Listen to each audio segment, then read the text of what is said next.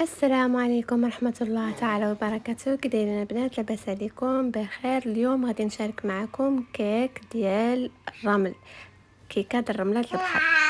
المهم هنايا فتقدروا تستعنوا بالخلاط الكهربائي وتقدروا ديروا العجانه، وتقدروا تخدموه حتى بيديكم غير كتبغيو شويه ديال الخدمه باليد. المهم هنايا كناخذوا جوج ديال البيضات بحراره المطبخ، خاصهم يكونوا البنات بحراره المطبخ، ما يكونوش باردين من الثلاجه. وكنحيدوا ليهم عفوا كنديروا جوج البيضات كاملين ابيض وصفر. من بعد البنات كنزيدوا عليهم كاس ديال سنيده. شوفوا كتشوفوا معايا الكيسان صغار، نتوما الكاس ديال العنبه ما تعمروش كامل، ديروا نص ديال الكاس. واللي ما بغاهاش حلوه يدير ربع، حيت نسلي شويه كيكون حالي، حيت غادي نسقيها بنسلي. المهم كنديروا كاس ديال الزيت في نفس الكاس. خديت العبارات كاملين، نتوما غادي ديروا نص كاس ديال الزيت ديال العنبه.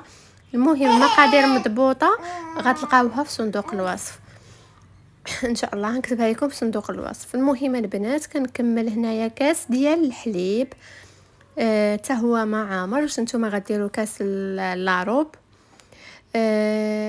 صافي هنايا بقات لي واحد شويه، يعني الحدود ديال معلقه صغيره ديال الفانيليا. صافي اذا عندكم فانيليا اللي كتكون سائله يكون حسن. صافي هادشي البنات كامل غادي نخلطوه لمده ديال 3 ديال الدقائق. صافي خاصو يتخلط، خاصو يتخدم مزيان، سواء في العجانه ولا في الخلاط الكهربائي ولا بالخلاط ديال اليد، غير خاصكم تخدموها بزاف. صافي هنايا غادي نخدم عليها وغادي نخليها 3 ديال الدقائق بالضبط، على ما دارت ليا تخلطت ليا وطلعت ليا الرغوه وتبدل اللون ديال الخليط. صافي نخليوها تتخلط على راحتها.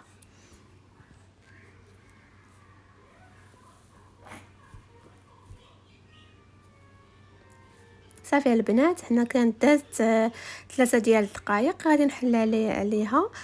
وصافي كيف كتشوفوا الخليط بحال هكا خاصو يكون معكم، اللون ديالو كيتبدل بحال هكا. وصافي ماشي يطلع لكم زعما تطلعوا الخليط بزاف تبدل لونه يولي بيض، لا غير خاصو تخدم بحال هكا وصافي.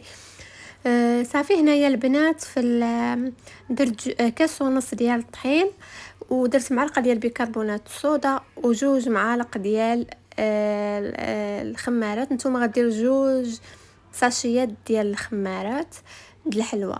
المهم صافي هنايا غادي نخلط هاد الشيء شويه باش ما تبقاش واحده ليا ديك شي حاجه اللي بقات واحده ليا لتحت. وغادي نكبها على الخليط على النواشف اللي هما كاس ونص ديال الدقيق، معلقه ديال بيكربونات الصودا وجوج خمارات. صافي هنايا راه انا عاودت خلطته غير باش ما نشوف لما تكون باقا واحده ليا شي حاجه في التحت. صافي وغادي نكبها على الخليط ديالي. البنات بالنسبه لك كان خاص الطحين، جاتكم الخليط ناقص خاصو الطحين زيدوا الطحين. كان الخليط ناقص يعني ثقيل زيدوا عليه الحليب. انا بالنسبه ليا جا العبار هو هذا كاس ونص، بالنسبه لهاد الخليط اللي درت كان كافي. وهكا الخليط خاصو يجي، ما يجيش البنات الخليط يكون ثقيل وما يكونش خفيف جاري. مهم هكا خاصو يكون الخليط ديالنا كما كتشوفوا، راه ما ثقيلش بزاف كيف ما كتشوفوا هانتوما، بحال هكا القوام خاصو يكون.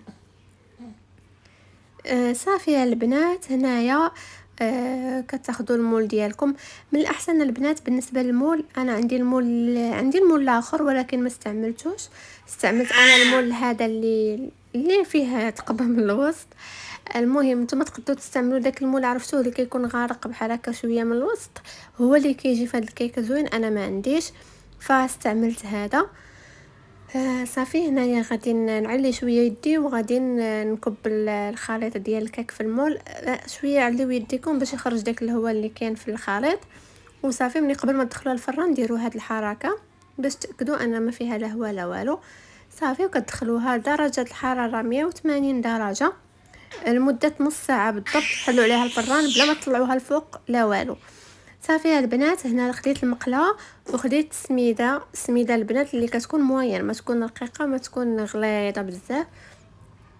صافي غادي نحمرها هكا في البوطه حتى غادي تاخد ليا داك اللون ديال الرمله، اللون الذهبي الفاتح. صافي غادي نبقى هكا كنحرك فيها حتى وكانت تاخد لي داك اللون الذهبي ديال الرمله البحر. صافي وغادي نطفي عليها، حركوها مره باش البنات ما تحمرش جهه وجهه ما تحمرش. ايوا صافي البنات، هنا راه بديت كنكمل تنحركها هكا مره باش ما تذهبش ليا بلاصه وبلاصه ما تذهبش. صافي هنايا صافي هذا هو اللون المطلوب، كنحركو هكا باش يتمازج. بركه عليها البنات، لا زدنا اكثر من هكا غادي تحرق ليا. صافي هذا هو اللون المطلوب كيف ما كتشوفوا، بحال اللون ديال الرمله. صافي البنات كطفيو عليها وكتخليوها على جنب حتى كطيب لكم الكيكه ديالكم. هنايا راه ما شاء الله ها هي الكيكه ديالي طابت. ما طلعتهاش البنات الفوق، راه حسبت ليها نص ساعه وحليت عليها، ما احتاجيش كاع نطلعها الفوق. بالنسبه للبنات هاد الكيكه هذه ما كتجيش منفوخه وعاليه بزاف، كتجي هذا هو العرض ديالها، ما كتجيش عاليه. داكشي علاش قلت لكم المول اللي كيكون غارق من الوسط هذاك هو ديال هاد الكيك. لكن اللي كان عندها تستعملوه هو احسن. صافي يا البنات، هنا راه كيف ما كتشوفوا الكيك ديالي تاخدت اللون ديالها اللي مطلوب. وصافي دابا غادي ندوزو باش نزينوها. وكيف ما كتشوفوا راه كتجي خفيفه وهشه لواحد الدرجه ما تصواش. صافي البنات غادي نزينها انا بحليب مكثف محلى اللي هو نسلي. صافي غادي نسقي به الكيكه كامله من الفوق، وغادي نحاول نقاد بحال هكا بالمعلقه ولا باي حاجه عندكم باش تقادوا بها. صافي كتكبوها كقياس اللي غادي يغطي لكم الكيك كامله. صافي وكتبداو تزينوا تقادوا البلايص اللي ما وصلهمش نسلي. صافي كما كتشوفوا انا استعنت غير بمعلقه صغيره، وصافي غادي نوصل البلايص اللي ما وصلش ليهم نسلي بحال هكذا. صافي منين غادي نقاد جميع الجوانب عاد غادي ندوز السميده اللي صيبت قبيله وحمرتها باش غادي نحطها فوق من الخليط. المهم البنات راه كنظن راه الطريقه واضحه وباينه، ما تحتاجش بزاف ديال الشرح. ايوا صافي البنات، من بعد ما كملتها كامله وسقيتها كامله، دابا غادي ندوز باش غادي نزينها بالسميده اللي حمرنا قبيله. صافي غادي نبدا بحال هاد الطريقه. صافي كتاخذوا معلقه صغيره وتبقاو ترشوا عليها السطح كامل ديال الكيكه، غطيوها بالكامل بهاد السميده اللي حمرته. وصافي كتبقاو بهاد الطريقه حتى كتكملوا الجهه كامله ديال الكيك، السطح كامل عفوا ديال الكيك. خاصو يكون عمار مزيان، ما تخليو حتى شي بلاصه فيها بحال هكا اللون ديال النسلي. وصافي وكتكون واجده كنقدموها في صحن تقديم. ومن بعد البنات ونقسمها معكم باش تشوفوا كيفاش كتجي من الداخل.